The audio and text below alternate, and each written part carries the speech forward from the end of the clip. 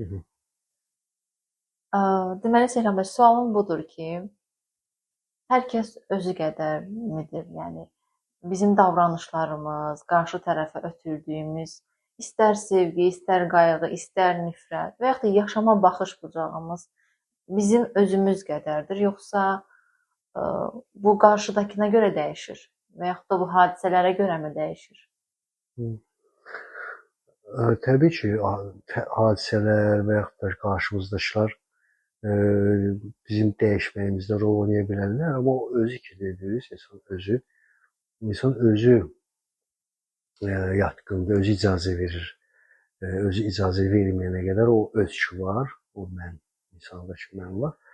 O mən icazə verməyənə qədər onu heç kim dəyişə bilmir. Yəni o icazə verməlidir ki, dəyişimə səbəb olsun.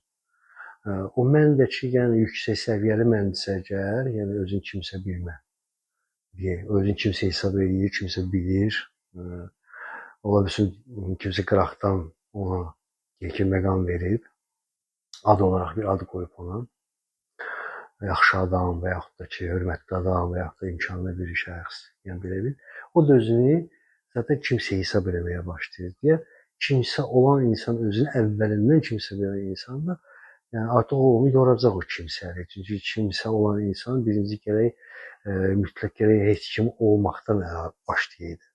Ki kimsəlikdən birbaşa təşəkkür götürən adam mütləq sonda heç kim olacaq.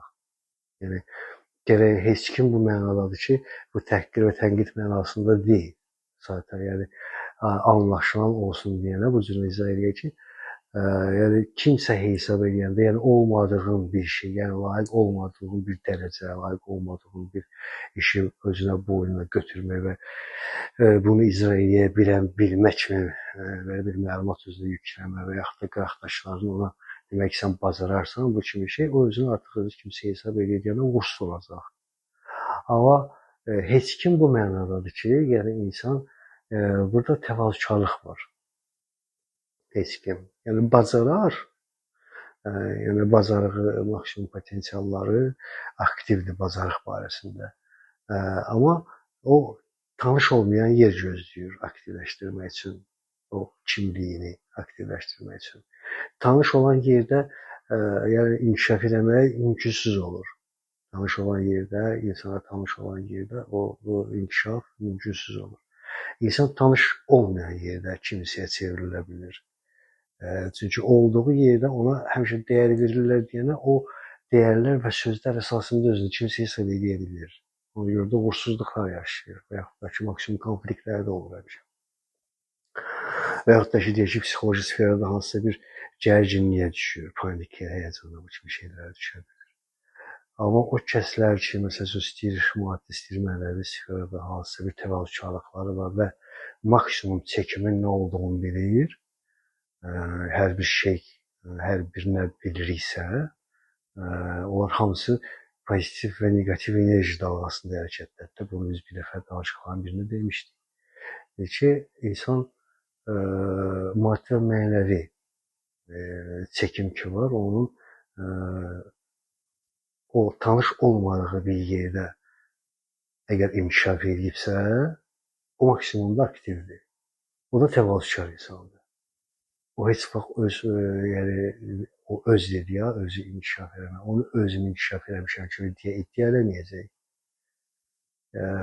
Yəni o iddiası bu olmayacaq. Yəni özüm nəyəsə çatdım, özüm. Yəni bu ancaq mən burada var idim. Bu onu deməyəcək. Çünki o məni artıq yaşayıb.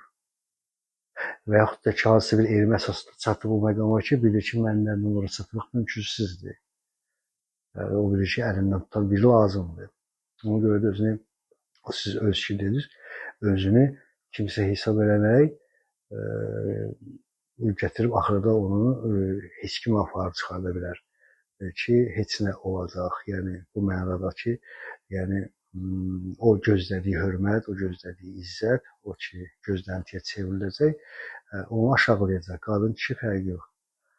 Amma yenə də təkrar edir ki, o adam ki doğrudan da təvazökarlığa dayanıb və elmi əsasları var, çoxlu müşahidəsi var, dərk eləməsi var, neyin necə işlədiyini, yəni öz məqamına, öz elmi dərəcəsinə görə anlayıb və başa düşüb, onsuz da artıq bir arxayınlıq var. Arxayınlığı da hardan doğur? Təvazökarlığından doğur. Yəni tanış olmayan yerdə harda olsa fərq eləməz ki, orada inkişaf edəcək. İstəyir maddi, istəyir mənəvi fərq eləməz. Hər halda inkişaflı səbəb olacaq.